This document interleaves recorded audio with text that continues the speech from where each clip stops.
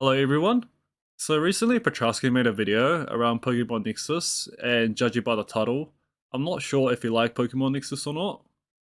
If you haven't heard who Patrouski is, he's a massive MMO YouTuber with over 50k subscribers, and I actually watched some of his guide videos when I was playing MMO, and to his credit, he does some really good informative videos.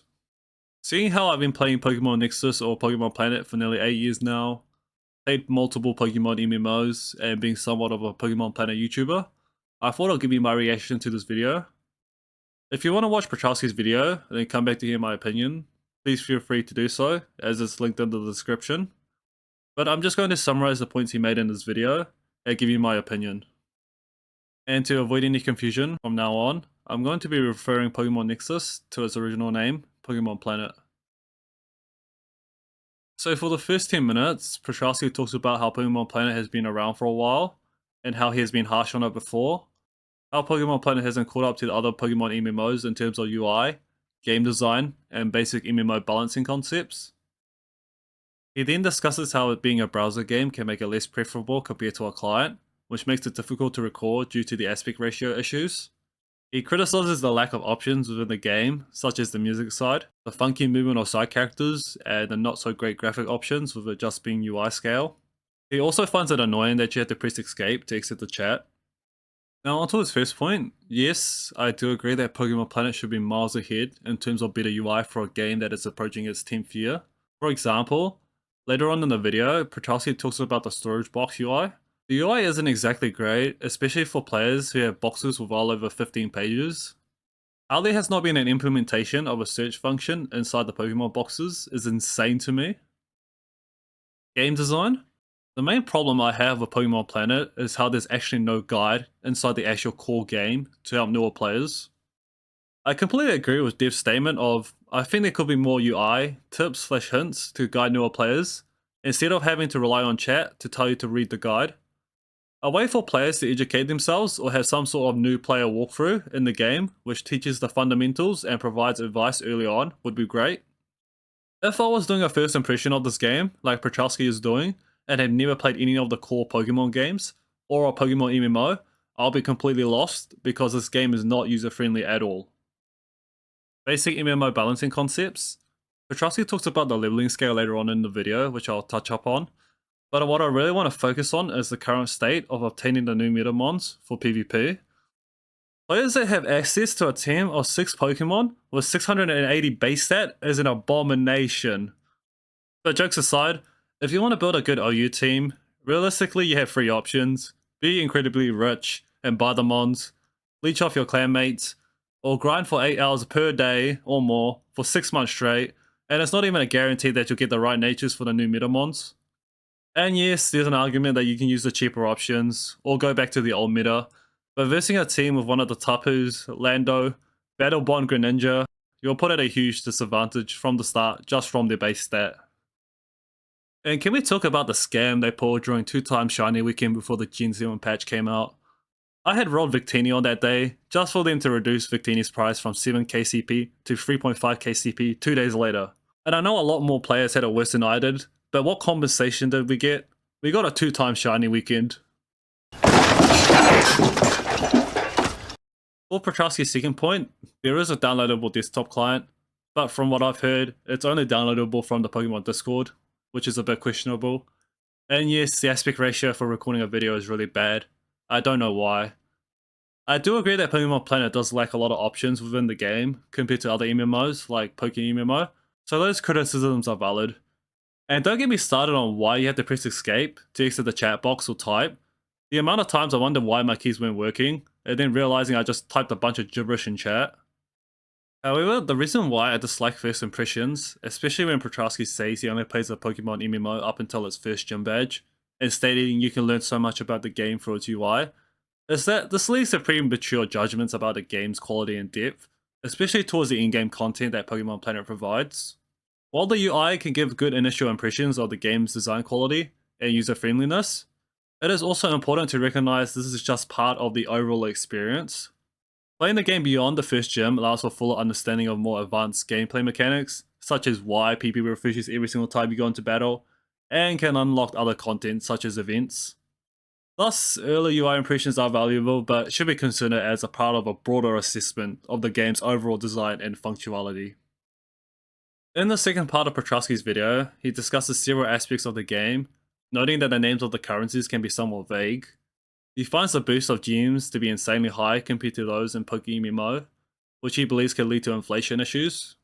He's also skeptic about IV resets, questions the value of certain items like evolution boxes, Pokemon boxes, and portable PCs, and doesn't like the larger number of mounts available inside the game. Additionally, he dislikes the text being displayed in the middle of the screen when interacting with an NPC, the entering of a new area as Just Black Void, questioning why PP is maxed by default, and the presence of low-level Pokemon. For his first point, I think it's somewhat nitpicking. While it might be an issue for newer players, it's quite easy to distinguish between yen as in-game money, competitive points for competitive shop, and the credits for the in-game credit store. There are also several other currencies like elite tokens, casino tokens, and clan war tokens which are fairly distinguishable. Now regarding the GM boost, the reason why the boost is so high is because the base rate of encountering a Pokemon, especially legendaries, are ridiculously high. I tried looking up the legendary encounter rate for PokeMMO, but found that they generally stated to be somewhere between 1 to 1000 and 1 to 8000, but please correct me if that's wrong. Comparing this to Pokemon Planet's encounter rate shows a clear difference. GM tickets are also relatively easy to obtain and can be bought with the in-game currency at a low cost.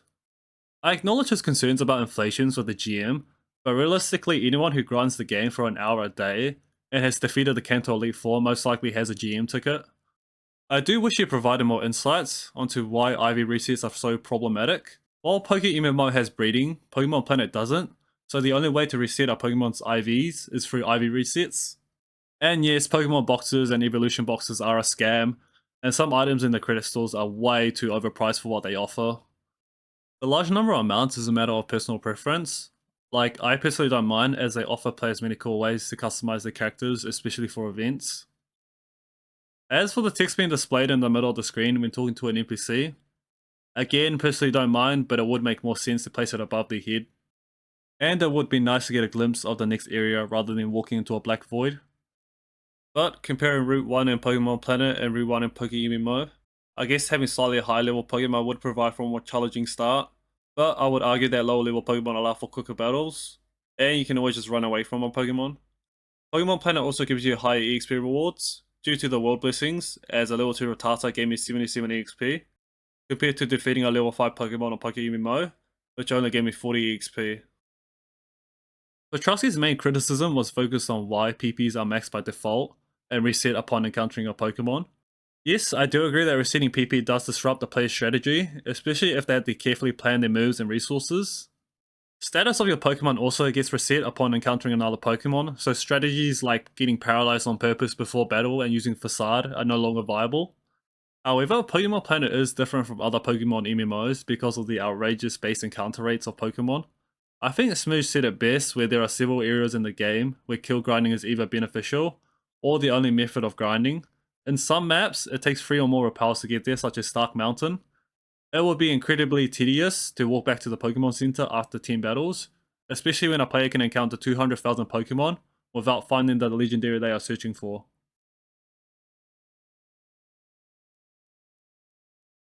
So far in the video, I mostly agree with Petrovski's points about Pokemon Planet. However, in the third section, it seems like he was already disliking the game so much, he was looking for all the small things to criticize, such as no animations or sound effects in the game, saying the verse sign takes up unnecessary space, that hovering bug, and having to cycle items inside your bag. Yes, I agree that having animations and sound effects enhances the player's experience both visually and gameplay wise. However, when we did have animations prior to the Unity shift, most people, including myself, tended to turn them off alongside the battle music. This is because while grinding, I'm usually watching a movie or a YouTube video, meaning I'm not focusing on the animations, but rather on what Pokemon I've encountered. That being said, having animations in PvP would be nice. Just look how impressive Dragon Dance looks in PokeMMO. Regarding the verse sign, I'm pretty sure a lot of people don't mind it. And yes, I don't understand why that hovering bug still has not been fixed. Additionally, the UI of the bag is exactly like our Pokemon boxes. Don't understand why we don't have a search function. A player could have 20 to 30 Pokeballs or potions, and if they forgot to move the Pokeball or the potion to the front of their backpack, they will need to click right so many times to find it. But what really confuses me is this long rant Patrouski goes on when he faces Bugcatcher Sam. Like, before battling Bugcatcher Sam, he had defeated 3 Pokemon, and his Squirtle was around 70% of the way to becoming level 6. He kept complaining that all the Pokemon he had faced were level 1, even though he only encountered 1 level 1 Pokemon out of the 5 that he encountered. If he had just defeated all the Pokemon he had encountered instead of catching them or running away, his Squirtle would have definitely been level 6 prior to the battle. A 2 level difference also isn't considered a significant gap, especially when facing a Kakuna that only knows 1 move and doesn't hit you.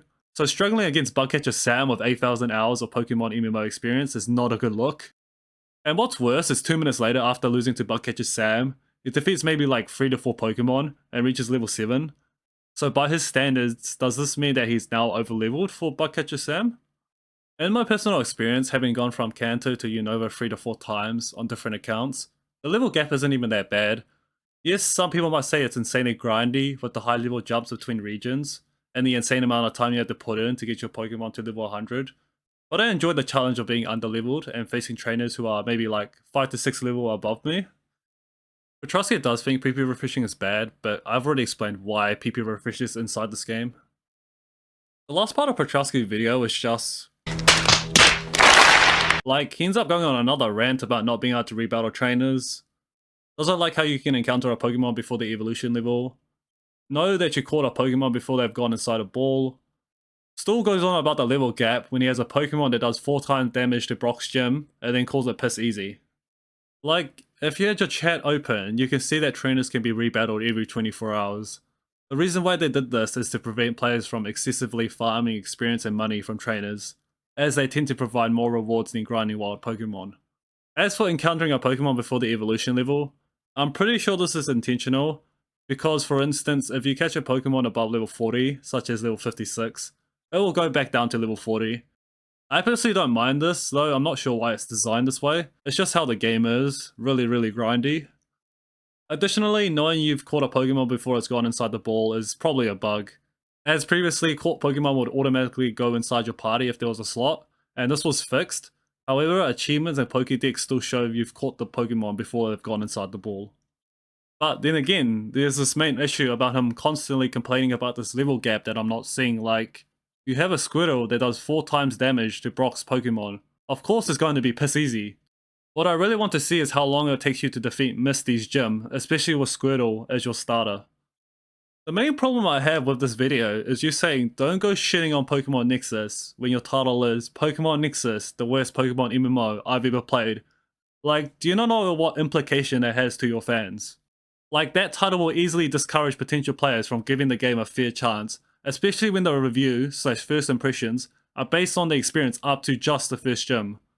By only playing a small portion of the game and labeling it so negatively like you have in this video, will prevent others from discovering aspects of the game that could be more enjoyable or different from what you initially presented, especially towards the in-game content. However, it feels like Patrouski had his mind made up that the game was bad and kept that same mindset throughout the video. It is important to note that Patrouski did make some efforts in terms of approaching the game with an open mind, as he made multiple efforts to praise the game, but after playing PokeMMO for so long, it is hard to praise a game like Pokemon Planet. Did I think he nitpicked some details and over-exaggerated some flaws? Yes, but in terms of core criticisms, I must agree with him. The game lacks a lot of fundamental problems, especially towards the newer players. What I don't agree with is trashing a game that has an active fanbase and potentially making newer players not give Pokemon Planet a fair chance. Is Pokemon Planet one of the worst Pokemon MMOs out there? Absolutely not. However, it is far from being the greatest. For a game that is 10 years old, it remains noticeably unpolished. There are so many quality of life improvements that the developers could implement. It's a shame that Void has not focused on enhancing the early game experience, especially for the newer players, as the in-game content is quite good. In my 8 years of playing this game, I've always had something to grind for because there's so much to do in this game, but the only reason why I kept playing the game during the early stages was because I had friends to play with. If it wasn't for this, I probably would have stopped playing this game as well. So my final verdict is, would I recommend playing Pokemon Planet in 2024? No, unless you have friends to play with.